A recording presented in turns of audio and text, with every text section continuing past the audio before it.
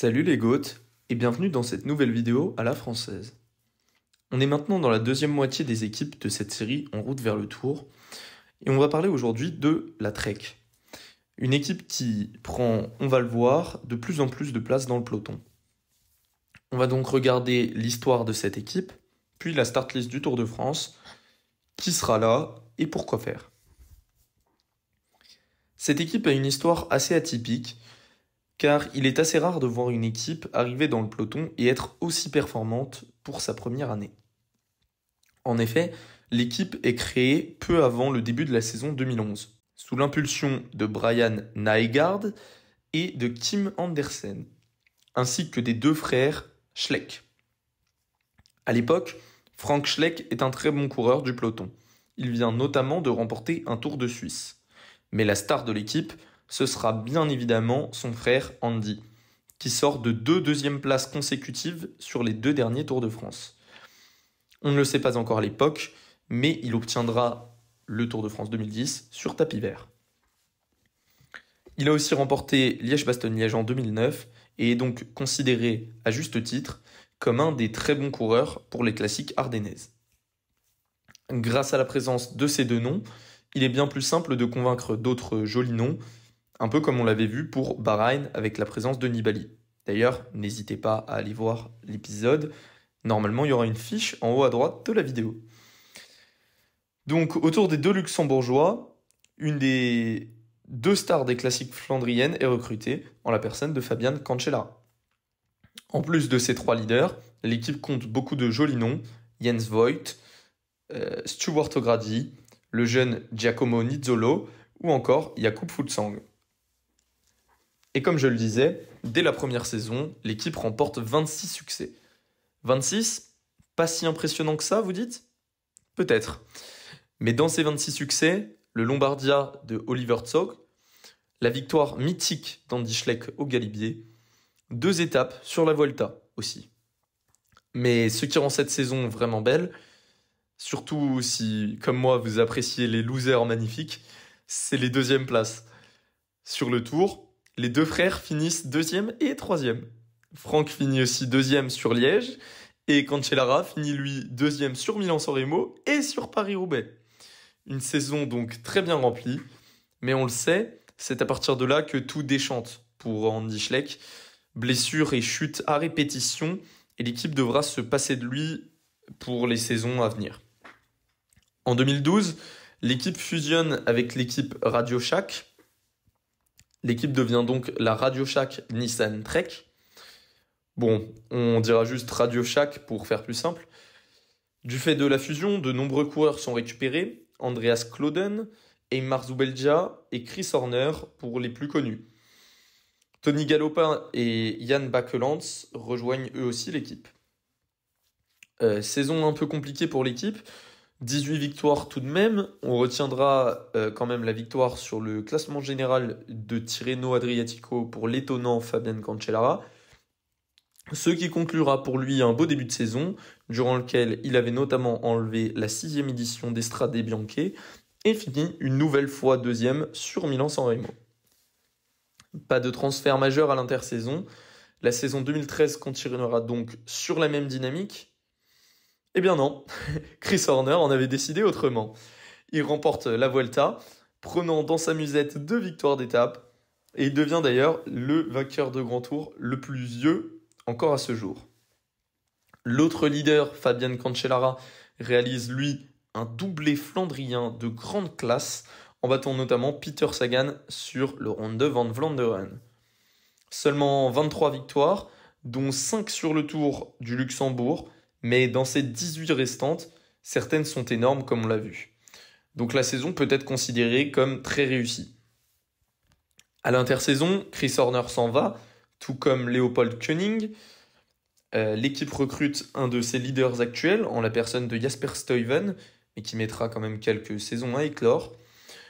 La saison est moins concluante que la précédente, malgré une nouvelle victoire pour Cancellara sur un monument, en l'occurrence une nouvelle fois le Tour des Flandres. Il finira aussi, encore une fois, 2e sur Milan-San Remo, ainsi que 3e sur Paris-Roubaix. Sa saison à lui est aboutie. Mais le reste de l'équipe est peu convaincant. Une seule victoire en grand tour. Au total, 19 victoires, mais seulement 3 en World Tour. L'équipe dont le partenariat avec Radio Shack s'est arrêté l'année précédente est désormais nommée Team Trek Factory Racing doit trouver des solutions. D'autant plus que le 9 octobre, Andy Schleck annonce sa retraite. On l'a dit, ses performances n'étaient plus au rendez-vous. Mais tout fan de vélo, et son équipe aussi, assurément, espérait secrètement un retour. En 2015, elle trouve donc un nouveau co-sponsor, Segafredo, et recrute Bauke Mollema. Pas encore de grands mouvements, mais ça viendra. Mollema finit 7ème du Tour, 2ème de Tirreno, mais la saison, somme toute moyenne, est sauvée par une superbe Vuelta, dont l'équipe ramène 3 victoires, grâce à Stuyven, Frank Schleck et Danny Van Poppel. Pas de gros changements d'effectifs en 2016, l'équipe se repose une nouvelle fois sur un Cancellara vieillissant qui annonce d'ailleurs sa retraite en fin de saison. Malgré ça, il répond présent, enlevant l'Estradé une nouvelle fois et finissant 2ème du Ronde de Vlaanderen. On garde tous en mémoire le superbe début de Tour de France de Mollema, notamment sa belle étape au Mont Ventoux pendant que Froome faisait son footing. Encore 2ème à 3 jours de Paris, il craquera totalement et finira seulement 11ème. Les retraites de Cancellara et de Frank Schleck poussent l'équipe à chercher un nouveau leader. Contador et Degenkolb arrivent, ainsi que le tout jeune Mats Pedersen. De 2017, on retiendra la victoire mythique de Contador à l'Angliru, plus que ses 2e places sur Paris-Nice et sur le Tour de Catalogne. Seulement 9ème sur le Tour de France et 5ème sur la Vuelta, Contador n'a plus le niveau d'assumer ses ambitions. Il décide donc de prendre sa retraite 1 an seulement après son arrivée chez Trek. Il n'est pas vraiment remplacé. 2018 est donc une autre saison dans ce qu'on pourrait appeler le ventre mou du peloton. Pas de monument, même si Pedersen se révèle grâce à une belle 2e place sur le Tour des Flandres, et une seule victoire en grand tour. Vous vous en souvenez sûrement, c'est celle de Degenkolb sur l'étape des pavés. En 2019, Trek croit lancer une mode et recrute encore un coureur de classement généraux qui est en fin de carrière. Vous l'avez peut-être même oublié, mais Richie Porte signe chez eux. Il finira pour sa première saison avec Trek 11ème du Tour. Le moment fort de la saison, c'est sûrement le Lombardia gagné par Bauke Mollema, mais la saison reste somme toute moyenne. Peut-être la pire de la structure, en tout cas c'est le cas sur le point comptable. Mais 2020 sera une nouvelle fois encore pire, seulement 10 victoires. Ganvevelgem tout de même pour Mats Pedersen. Et sur les classements généraux, le fraîchement arrivé Nibali termine 7ème du Giro, tandis que Richie Porte, lui, répond présent et termine 3ème du Tour de France, alors qu'il partira en fin de saison. En 2021, côté recrutement, Skjelmose arrive. La saison est plus concluante sur le nombre de victoires, mais pas forcément sur la qualité. On retiendra quand même l'inattendu Milan-San Remo de Stuyven et Kuurne-Bruxelles-Kuurne pour Mats Pedersen. En 2022, l'équipe gagne sur les 3 grands tours grâce à Ciccone sur le Giro et Pedersen sur le Tour et la Volta. L'équipe se place alors comme une top écurie du peloton et envisage de concurrencer les UAE, Jumbo ou encore Ineos. En 2023, Pedersen gagne une nouvelle fois sur Giro et Tour, et l'extraordinaire Giulio Ciccone, qui devait initialement courir le Giro, ramènera un maillot à pois. Le sponsor Lidl rejoint l'équipe en cours de saison et permet un énorme recrutement. Tao Geoghegenhardt, Patrick Conrad, Jonathan Milan et bien d'autres. Un recrutement qui a permis à l'équipe de beaucoup se montrer en début de saison. En effet, on a vu Pedersen et une grande partie de l'équipe se montrer à leur avantage sur les classiques flandriennes. On a aussi vu Jonathan Milan sur les sprints, que ce soit de Tirreno Adriatico ou du Giro. Donc voilà. L'équipe arrive sur le Tour de France donc avec des ambitions. Voyons donc la start list, qui pourrait être aligné et pourquoi faire. Tout d'abord, Mats Pedersen, bien sûr, sera le leader de l'équipe. En l'absence de Jonathan Milan, il sera le leader sur les sprints et au vu de ses capacités pour passer les bosses, il devrait avoir pas mal de terrain pour s'exprimer. S'il est en très grande forme ou si l'étape est un peu escamotée, il pourrait même espérer récupérer le premier maillot jaune, bien que l'étape semble un peu dure pour lui. On peut même penser à lui pour le maillot vert potentiellement, même si Philipsen semble très compliqué à aller chercher. On ne sait jamais si Pedersen est en très grande forme, il est capable de mieux passer les bosses, d'aller récupérer peut-être des points là où Philipsen n'en sera pas capable. Voilà, bon, c'est quand même un scénario difficile à envisager. Combien d'étapes est-ce qu'il pourra ramener? Eh ben, à mes yeux, comme je vous l'ai dit, ce sera l'adversaire principal de Philipsen. Il passe un peu mieux les bosses, donc ça pourrait lui donner l'avantage sur certaines étapes. Ces dernières années, il a ramené une étape, que ce soit en 2022 ou 2023. Donc moi, je dirais qu'il en ramènera encore une cette année. Ça va être compliqué d'aller en chercher plus que ça, mais déjà, s'il en prend une, c'est très bien. L'autre leader annoncé, c'est Tao Geoghegan Gegenhardt. Fraîchement arrivé, il est censé viser le classement général. Le vainqueur du Giro 2020, par contre, est en manque de repères sur 3 semaines depuis quelques années. Donc c'est un peu difficile de se projeter. Même de viser un top 10, ça paraît compliqué quand on voit sa performance aujourd'hui sur le Dauphiné. Donc moi je m'enregistre au soir de l'étape remportée par Roglic devant Ciccone. Et Tao, il a craqué dès le pied quasiment du col. C'était assez inquiétant quand on voit son niveau. Donc difficile d'envisager quoi que ce soit pour lui. Et donc on va parler de Ciccone qui, comme je l'ai dit, a fait deuxième aujourd'hui. Très impressionnant sur ce Dauphiné. Il a été maillot à pois l'an dernier. Moi je pense qu'il doit tenter de le ramener une nouvelle fois cette saison. C'est peut-être le favori. On sait qu'il a déjà gagné donc l'an dernier, mais qu'il avait aussi gagné un maillot Azzurro il y a de ça quelques années sur le Giro. Donc c'est quelque chose qu'il affectionne. Et en plus je pense qu'il est capable de gagner une étape potentiellement dans une échappée. Il a encore été malchanceux puisque, comme l'an dernier, il devait faire le Giro, mais il en a été empêché par une chute à l'entraînement.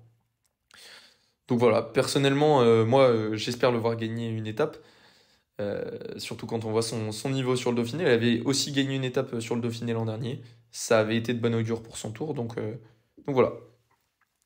Après, on est aussi sûr de la présence d'Alex Kirch, qui avait été assez impressionnant en tant qu'équipier sur les classiques et qui devrait assister Pedersen et protéger ses leaders sur le plat. Autour d'eux, on va spéculer un peu plus, mais on va vous annoncer l'avenir, comme d'habitude. Bauke Mollema, historique de l'équipe, habitué du Tour et qui y a déjà gagné, devrait, je pense, être présent un peu en tant que capitaine de route. Ça nous fait donc 5 coureurs. Et le problème maintenant, c'est que la Trek a énormément de bons coureurs et pas forcément des grosses têtes qui ressortent. Et ils pourront pas emmener tout le monde. Donc déjà, je pense qu'il faut un petit train pour assister Pedersen. Parce que Kirch tout seul, ça va pas suffire.